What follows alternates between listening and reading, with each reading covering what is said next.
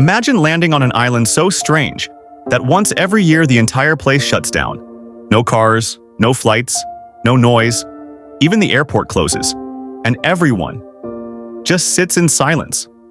Sounds impossible, right? But that's exactly what happens on the mysterious Indonesian paradise we're exploring today. Welcome to Bali. Or at least, that's what most people think it is. Because here's the first surprise. Bali isn't just one island, and today we're going to uncover every insane secret hidden across it. But before we start exploring ancient temples, volcanic mountains, jungle waterfalls, and secret beaches, I need to warn you about something strange that happened the moment we landed. Something involving a very confused alien. Human, explain this planet. That was the first thing Zorg, the tiny alien traveling with us, R said after stepping out of the plane. He stared at the island below us with his 3 glowing eyes. Why does this place smell like flowers, volcanoes, and grilled fish at the same time? Good question, because Bali is one of the most unique places on Earth. But before we start the adventure, let's drop a few mind-blowing facts. And trust me, most travelers think Bali is just one island. But that's completely wrong. Hidden around the main island are 3 stunning smaller islands that feel like secret worlds. They're called Nusa Penida, Nusa Lembongan, Nusa Teninggan. Each one looks like something straight out of a fantasy movie. Think cliffs shaped like dinosaurs, glowing blue lagoons, underwater worlds full of giant manta rays.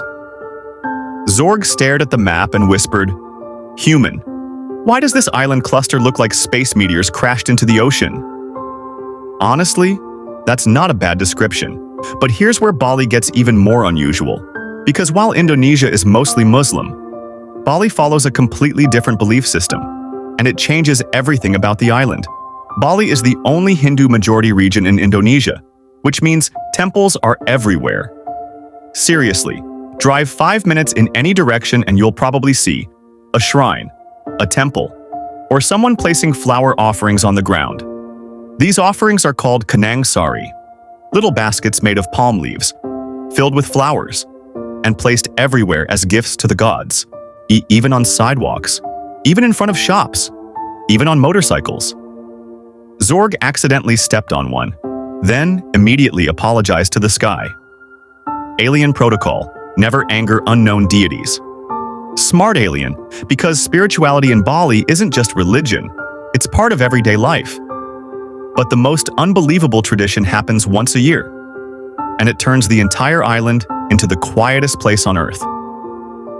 Imagine this, an entire island of over 4 million people suddenly stops moving. No cars, no planes, no music, no lights at night. This day is called Nyepi, also known as the Day of Silence.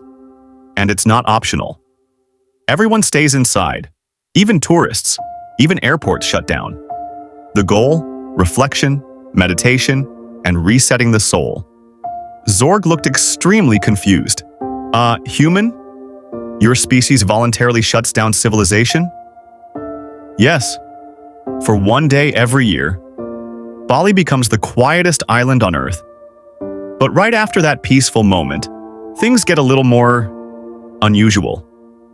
Because Bali also produces the most expensive coffee on the planet. And the way it's made is strange, very strange. Zorg nearly fainted when he learned this. There's a coffee here called Kopi Luwak, and it's considered one of the most expensive coffees in the world. But the production process is unusual. Step 1. A small animal called a civet cat eats coffee cherries. Step 2. The beans travel through the animal's digestive system. Step 3. Humans collect them afterward. Yes, you heard that right? Zorg stared at the cup for a full minute. Ayn then said, "I suddenly understand why aliens prefer moon rocks." Fair enough. But bizarre traditions aside, Bali's culture is one of the richest on Earth. And the island is bursting with unique languages, hypnotic dances, traditional music, ancient rituals. But if you think Bali is only about culture, wait until you see the landscape, because this island is basically a giant volcanic playground. Bali has several active volcanoes. Two of the most famous are Mount Agung, and Mount Batur. These mountains dominate the skyline, and they're not just scenery, they're sacred. Locals believe the tallest volcano, Mount Agung, is the home of the gods, which means climbing it isn't just an adventure, it's practically a spiritual pilgrimage. Ma Zorg looked up at the mountain and asked, "So humans climb the house of gods? For fun?" "Pretty much. And the views from the top? Absolutely insane." But here's something else you might not expect. Despite its ancient traditions, Bali is also one of the most international islands. Two places on the island have become magnets for travelers, Canggu and Ubud. These towns attract people from every corner of the planet. Digital nomads, artists, entrepreneurs, surfers, yoga teachers, and yes, probably a few undercover aliens too. Cafes serve everything from smoothie bowls to world-class espresso, and conversations switch between 10 different languages.